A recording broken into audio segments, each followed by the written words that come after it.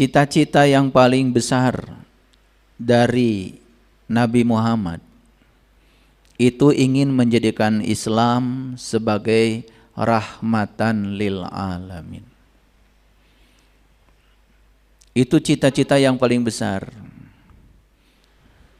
Karena banyak yang lupa bahwa agama Islam itu dibawa oleh Nabi Muhammad untuk menjadi rahmatan lil alamin.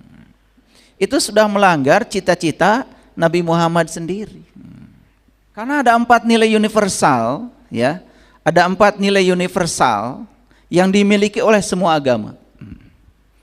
Dan 4 nilai universal ini disebut sebagai dasar moderasi beragama.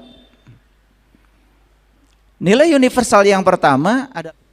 Jadi saya ingat kata-kata Bunda Teresa.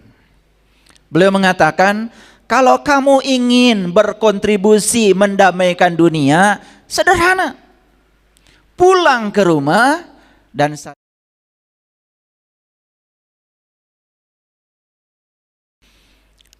cita-cita yang paling besar dari Nabi Muhammad itu ingin menjadikan Islam sebagai rahmatan lil alamin. Itu cita-cita yang paling besar. Kalau Islam ini harus jadi rahmat bagi alam, berarti bukan sekedar rahmat untuk makhluk hidup. Karena alam itu bukan sekedar makhluk hidup. Bukan sekedar manusia, bukan sekedar binatang, bukan sekedar tumbuh-tumbuhan. Alamin itu dari kata alamat. Alamat itu adalah ciri bahasa Arab. Jadi alamin, rahmatan lil alamin. Rahmat itu artinya cinta. Alamin itu segala sesuatu yang mencirikan keberadaan Allah. Bukan sekedar makhluk. Bukan sekedar pepohonan, bukan sekedar hewan. Tapi semua benda-benda yang mencirikan bahwa Allah itu ada, termasuk bumi, matahari, planet, tanah, air, api, udara, ruang kosong, itu semua adalah alamin itu. Karena banyak yang lupa bahwa agama Islam itu dibawa oleh Nabi Muhammad untuk menjadi rahmatan lil alamin. Ada yang bertanya sama saya, kenapa saya memberi salam pada semua orang yang berbeda keyakinan? Saya ingin menunjukkan bahwa sebetulnya Islam itu rahmatan lil alamin. Jadi kalau ada orang yang melarang saya memberi salam pada orang yang berbeda keyakinan, itu sudah melanggar cita-cita Nabi Muhammad sendiri. Saya memberi salam pada orang lain yang berbeda keyakinan, kan saya tidak mengubah keyakinan saya. Saya menyampaikan selamat hari ibu juga, saya tidak jadi ibu-ibu. Betul nggak?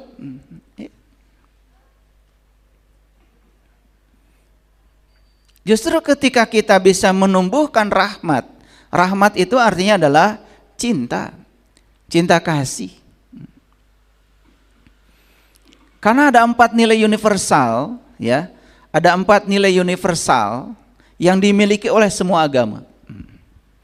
Dan 4 nilai universal ini disebut sebagai dasar moderasi beragama. Nilai universal yang pertama adalah kasih sayang. Tidak ada satu agama pun yang datang ke dunia ini tidak mengajarkan kasih sayang. Semua mengajarkan kasih sayang. Nilai universal yang kedua yang dibawa oleh semua agama adalah nilai-nilai perdamaian. Perdamaian. Dan saya yakin semua agama, siapapun pembawanya, pasti mengajarkan kedamaian. Tidak ada agama yang mengajarkan berperang, tidak ada agama yang mengajarkan membunuh orang, tidak ada agama yang mengajarkan melukai orang, merendahkan orang, tidak ada. Jadi jangan salahkan agama. Yang salah itu penganutnya tidak mengerti esensi agama. Yang ketiga, nilai universal dari semua agama adalah kesetaraan. Bahwa semua orang itu setara. Tidak ada yang lebih istimewa dari yang lain. Semua makhluk juga setara. Sama pentingnya dihadirkan Allah di semesta ini. Kangkung penting enggak? Penting.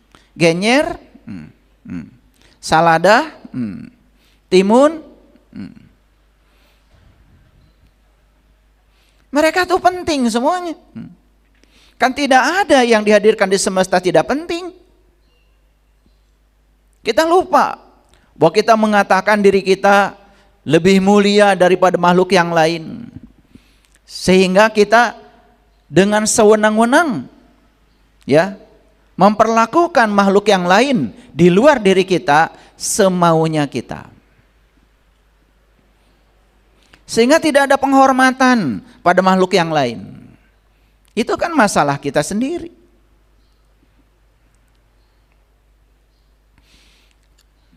Jadi nilai universal yang keempat yang diajarkan semua agama adalah kerukunan. Tidak ada agama di semesta ini yang tidak mengajarkan rukun. Jadi ada 4 nilai universal yang diajarkan semua agama. Yang pertama adalah kasih sayang, yang kedua adalah perdamaian, yang ketiga adalah kesetaraan, dan yang keempat adalah kerukunan.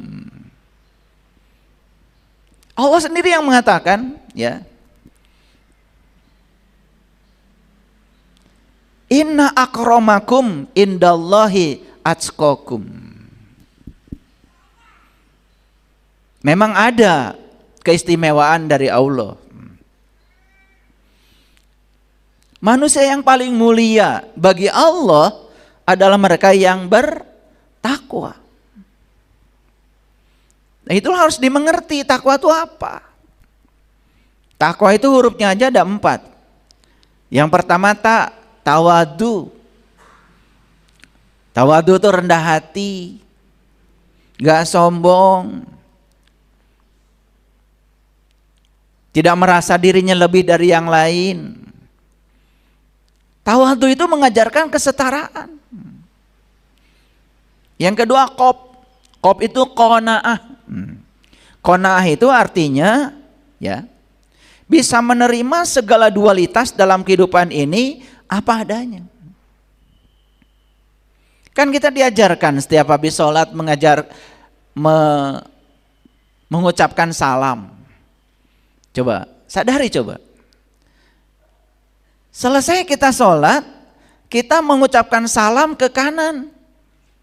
Dan kita juga mengucapkan salam ke kiri. Menoleh ke kanan, assalamualaikum. Kemudian menoleh ke kiri, assalamualaikum. Sadar nggak kita? Artinya kanan dan kiri diberi salam yang sama. Apa salam itu? Kan salam itu artinya damai. Jadi kita siap menerima kanan dan kiri dengan damai yang sama. Bisa menerima orang baik, orang yang tidak baik menurut pandangan kita dengan damai yang sama. Karena mereka sama-sama penting. Orang baik sama pentingnya dengan orang yang disebut tidak baik oleh kita. Hati-hati loh, mereka itu sama pentingnya. Tidak bisa kita ingin listrik positif aja.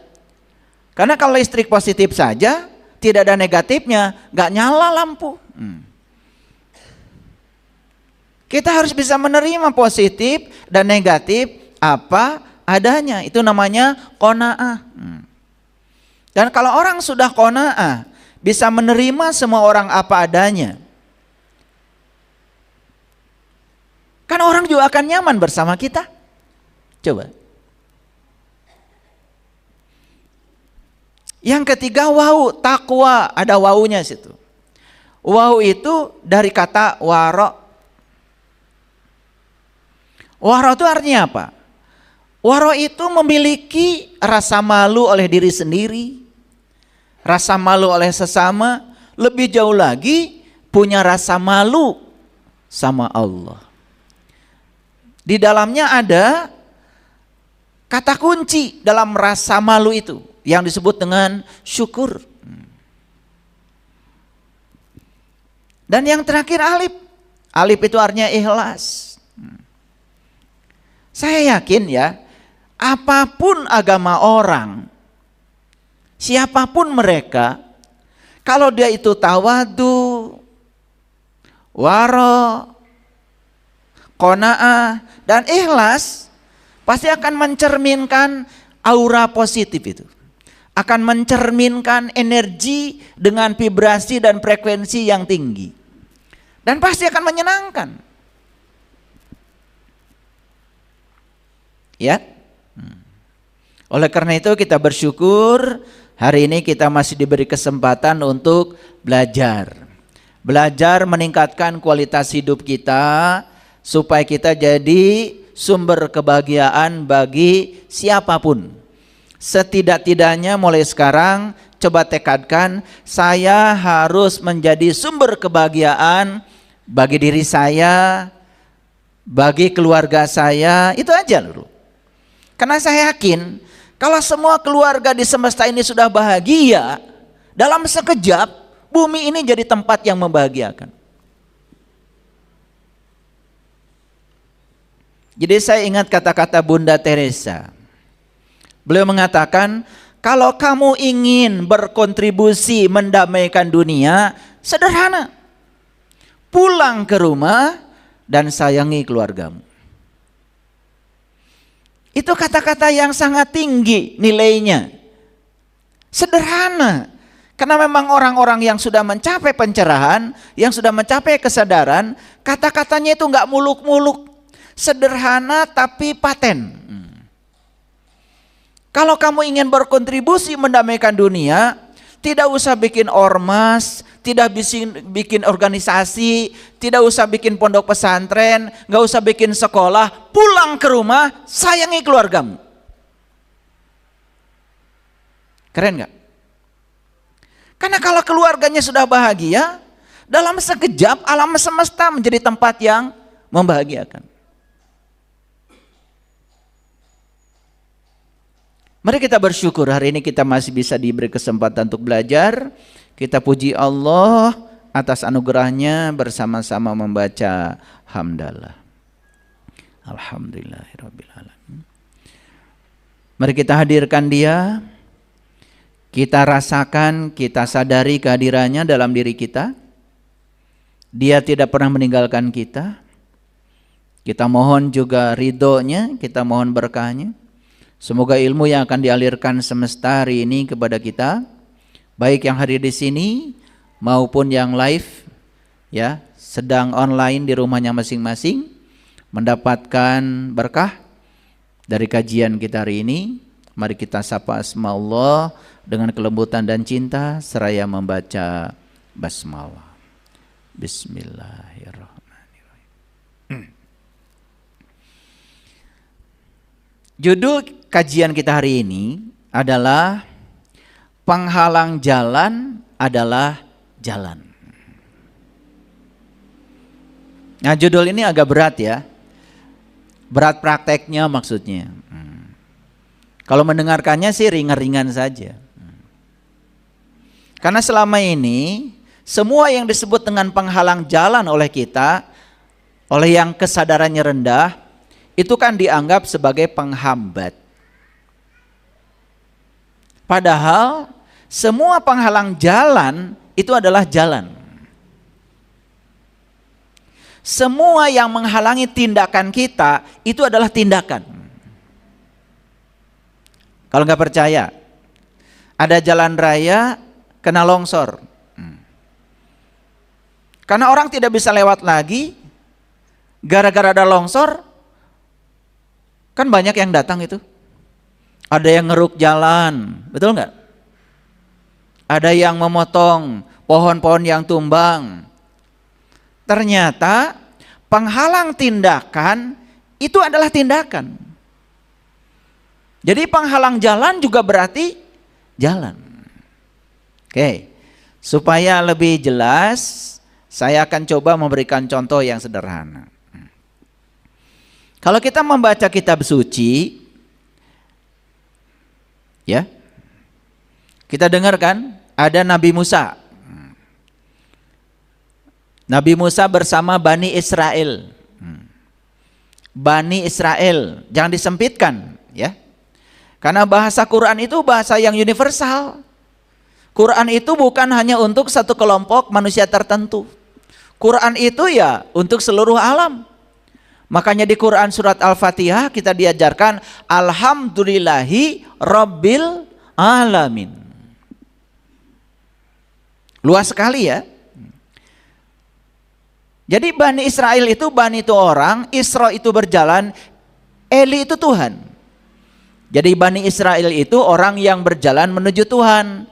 Siapapun orangnya, bangsa manapun, apapun kulitnya, siapapun yang berjalan menuju Tuhan, itu disebutnya Bani Israel. Makanya Bani Israel termasuk umat yang diunggulkan dari segala umat. Kenapa? Bukan Allah pilih kasih.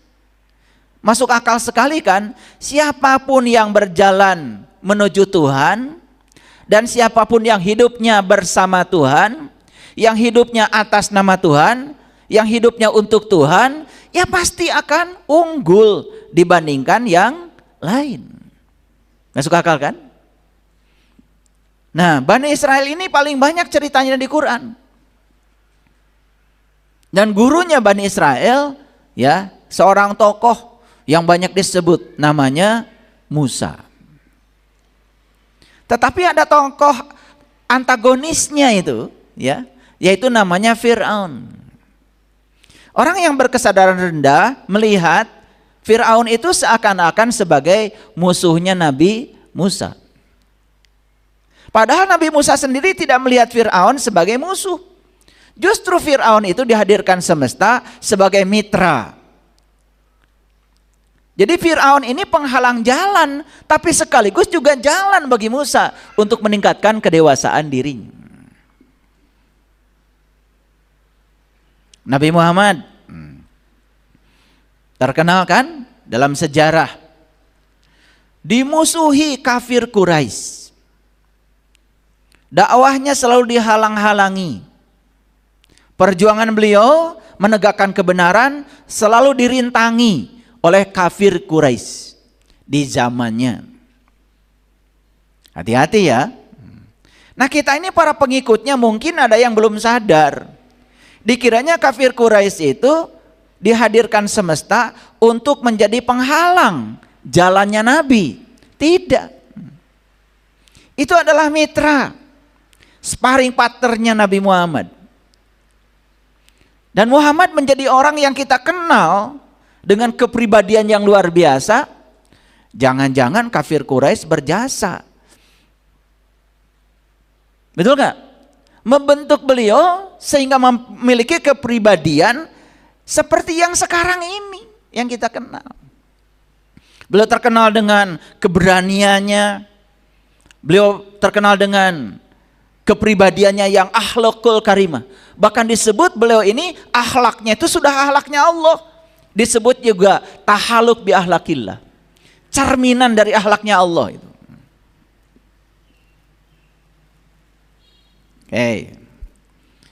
Ini fakta-fakta dulu ya, saya kemukakan. Supaya kajiannya nanti masuk tuh. Nabi Daud diceritakan di banyak ayat dalam Al-Quran dihalang-halangi oleh Raja Jalut. Nabi Isa dihalang-halangi oleh Yudas Iskariot.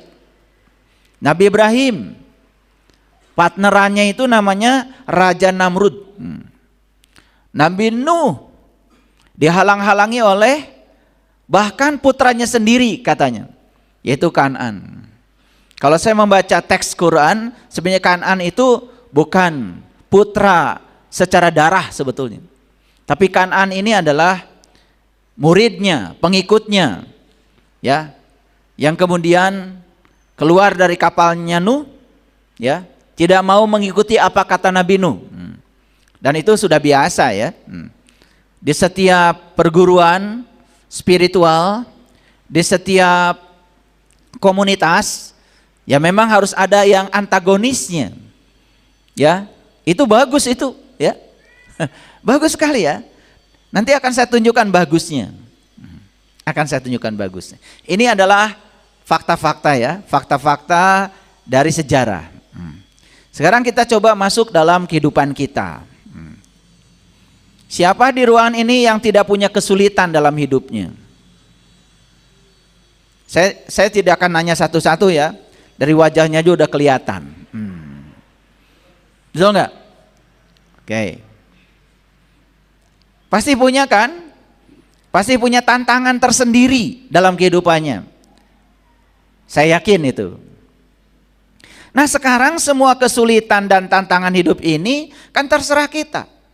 Mau dipandang sebagai musuh, mau dipandang sebagai penghambat, atau mau dipandang sebagai jalan kita. Itu urusannya ada pada diri kita. Saya yakin ya, semua punya pasangan hidup kan? Udah pada nikah kan? Oke. Saya mau kasih tahu ya. Siapapun orang yang hadir di tempat ini, atau yang sedang mendengarkan kajian saya di rumah masing-masing, ini saya kasih tahu ya, pasangan hidup kalian pasti beda dengan kalian. Sakti kan saya? Sakti saya. Saya kasih tahu sekali lagi ya, pasangan hidupmu beda banget dengan kamu. Sakti kan? Tidak usah bikin penelitian, tidak usah. Saya membaca di Quran saja, yang namanya pasangan itu bahasa Qurannya ajwaja. Itu bahasa Quran. Ajwaja itu pasangan. Yang namanya pasangan itu pasti kiri kanan. Kalian kalau beli sepatu kan sepasang. Tidak ada orang yang beli sepatu kanan-kanan atau kiri-kiri, nggak ada kan? Beli sendal juga nggak ada kiri-kiri atau kanan-kanan, pasti kiri kanan. Betul nggak? Jadi yang namanya pasangan itu pasti beda. Bukan sekedar perbedaan jenis kelamin, perbedaan cara berpikir, perbedaan hobi, perbedaan kesenangan, perbedaan sudut pandang. Karena memang Allah bertujuan memasangkan kita yang berbeda ini supaya kita belajar melatih untuk menerima dan menghargai perbedaan itu. Makanya ada orang yang sulit menerima perbedaan dalam kehidupannya. Itu sudah pasti ya, di rumahnya berantakan. Saya yakin itu. Orang yang tidak siap menerima perbedaan, perbedaan agama, ya kan? Perbedaan organisasi, perbedaan pilihan politik, perbedaan cara berpikir. Kalau orang di luar rumahnya sulit menerima perbedaan, itu sebenarnya gambaran orang ini di rumahnya pasti otoriter ini. Bisa dibaca itu. Sakti saya. Pasti di rumahnya sendiri tidak bisa menerima perbedaan. Makanya begitu beda sedikit, ya sudah ke pengadilan agama. Betul nggak? Dan bahayanya itu dianggap kebenaran. Karena itu dilakukan oleh orang yang disebut tokoh, oleh masyarakat.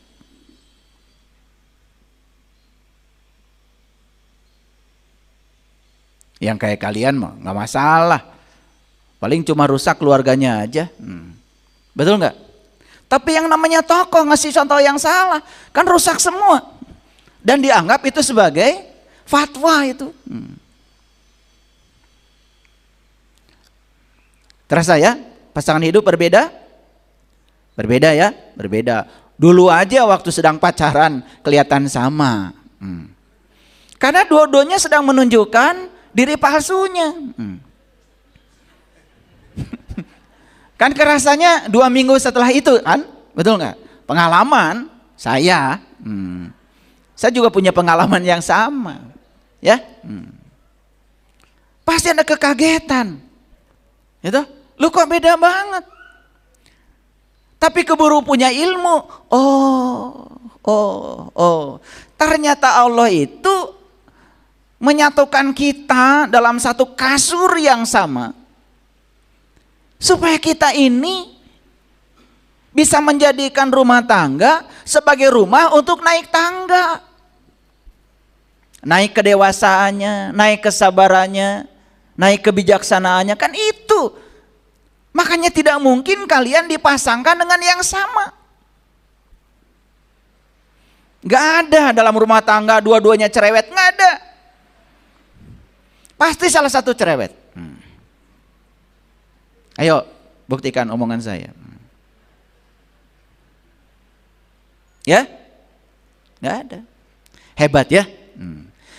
Karena dipasangkan dengan yang berbeda, itulah yang disebut dengan kesempurnaan. Tapi manusia dengan pikiran akal bulusnya menganggap kesempurnaan itu kalau dia sama, melanggar hukum alam. Kalau gitu saya mau nanya, pasangan yang jelas-jelas berbeda itu jalan atau penghambat jalan? Yang benar. Jalan atau penghambat jalan? Yang benar. Ini udah masuk ke judul ini, udah masuk ke judul. Saya ini kalau pendekatan pembelajaran saya berbasis masalah. Ini namanya project based learning kalau dalam bahasa dunia pendidikan. Jadi ya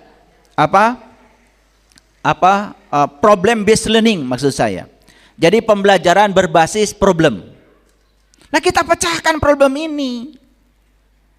Jadi yang namanya ngaji, kajian itu bukan membaca, memecahkan masalah. Awas ya. Yang namanya belajar itu bukan menghafal. Yang namanya belajar itu bukan membaca. Yang namanya belajar itu memecahkan masalah. Sehingga keluar di ruangan ini punya cara untuk menyelesaikan masalah. Itu baru keren. Baru belajar itu namanya.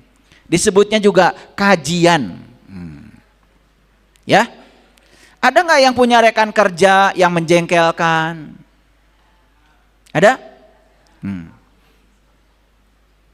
Jalan atau penghambat jalan itu? Yang benar. Ini masih judul. Nah, sekarang kita tahu penghalang jalan adalah jalan ternyata.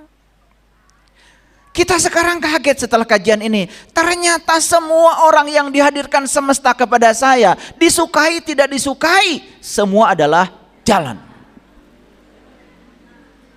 Oke, lanjut. Ada yang pernah tertipu enggak? Ada. Ada yang pernah merasa disakiti orang lain enggak? Jalan atau penghambat jalan? Jalan, bagus ya. Ada orang yang menghancurkan karir kita? Ada? Oke. Jalan atau penghambat jalan? Gara-gara dihancurkan karir kita oleh orang itu, sehingga kita terhenti karirnya di situ. Tetapi ketika karir kita terhenti di situ, sebetulnya Allah hanya sedang memindahkan kita ke tempat lain, karena kata Allah, di tempat itu kamu tidak jenius. Ada tempat lain di mana kamu bisa menunjukkan ya kejeniusan kamu. Kamu salah tempat kata Allah, maka Allah hadirkan orang yang menghancurkan karir kita, ditutup jalan kita di situ, sebetulnya Allah sedang membuka jalan lain yang jauh lebih hebat buat kita. Terasa, mulai terasa? Nah, setelah ini Bapak Ibu akan luas pemikirannya. Oh, ternyata semua yang disebut dengan penghambat, semua yang disebut dengan musuh, semua yang disebut antagonis dengan kita, semua adalah jalan dari Allah yang luar biasa untuk kita.